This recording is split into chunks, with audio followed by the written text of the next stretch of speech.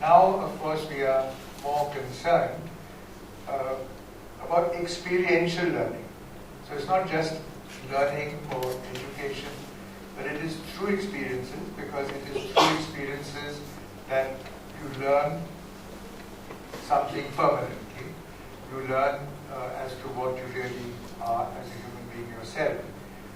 And obviously one of the areas where experiential learning comes in is AFS. I believe that students today need to have confidence. That is essential, because once they have confidence in themselves, then there is no limit to what they can achieve. To have this confidence, we have to be sure that we look at the students in our school as individuals. I have always firmly believed that academic excellence, which is very important in every school, without which we will not be in a position to call ourselves a leading school.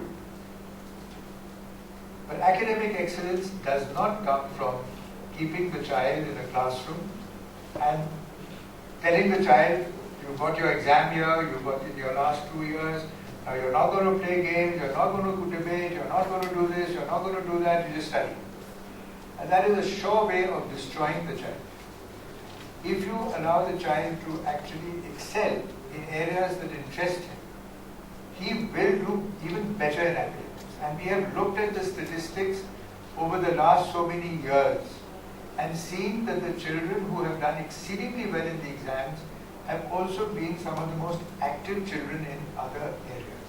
So this is something which I believe that if you have confidence in yourself, then you are going to be successful. Now the next thing that happens is that if you have a passion for something and you have confidence, then can that not be your career in the future? If we can help the child discover through career counseling that there are opportunities for a career in an area which is of great interest to that child, it does not matter what that area is. This is an age where the children are fortunate that you can make a career and a success in any area. And how do we get these kids to actually understand that whether you're American or a German or an Australian, that you're not really different. There are more similarities amongst us than there are differences.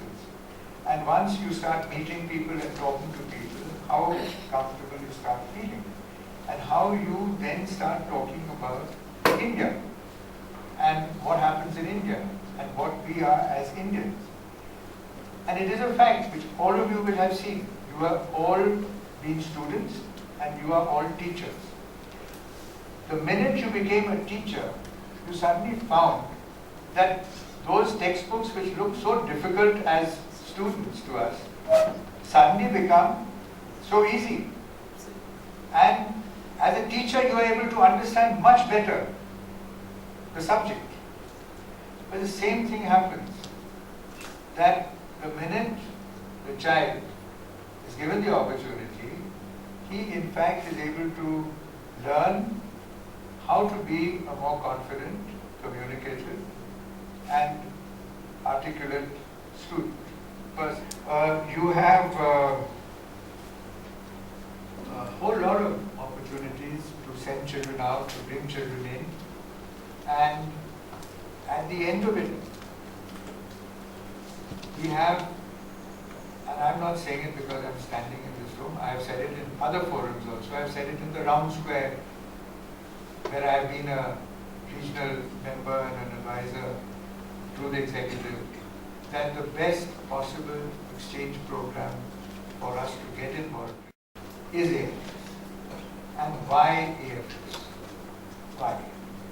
There are so many different opportunities. Why should we look at it? The AFS, if you look at how it started, it did not start as a commercial organization. It is not a commercial organization even now. Most of the people who are helping us get exchanges have either started as commercial or have become commercial. I'm not going to name them, but I'm finding even associations that we were really involved with have now become too corporate and too commercial.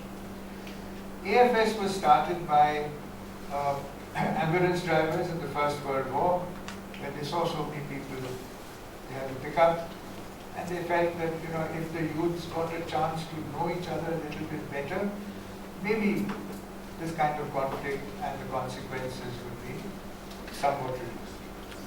So with a very noble thought in mind, they started this whole thing of exchanges, of intercultural movements.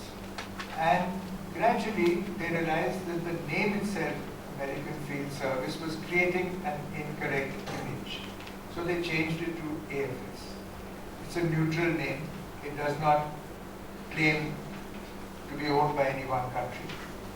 And today, the movement has spread to so many countries that they have, I'm still saying they because I'm not actually working anything constructive towards it, except once in a while I get up and give a talk, is that there are 40,000 volunteers around the world who are supporting the exchange programs of AFS. 40,000 volunteers is a hell of a lot of people.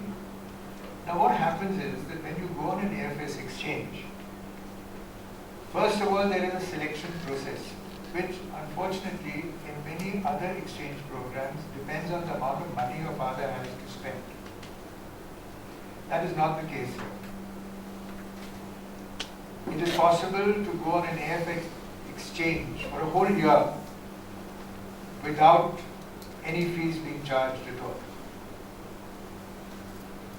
There are children coming to us and there are children going out. I know that we have sent the son of a gardener, we have sent the son of a mason.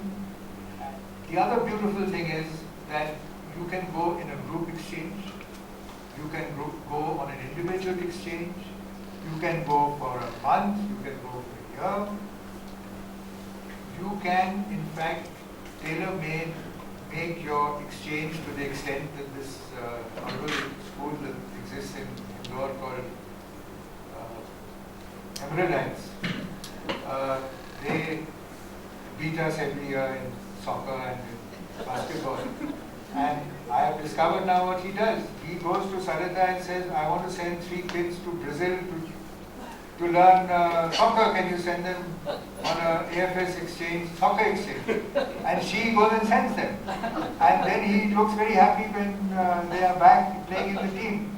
So what I'm trying to say is that you can actually encourage your children to specialize in an area which interests them in a country which excels in that area.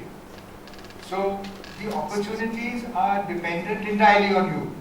I think it is the most genuine program. It first of all selects children, then it selects the parents in the other country, the host family, and sees that there is a match between the two. Then it prepares the child. No other exchange program prepares the child. It monitors the entire movement of the child across to the other home. If there is a delay at the airport, we are told. When the child gets there, the child is still monitored while the child is there. And when the child comes back, and we have one child sitting here who came back some years ago, she is therefore passionately involved in helping other children get the same experience. But what I'm trying to say is that out of all the different associations that I have been involved with, this is the one that has impressed me the most.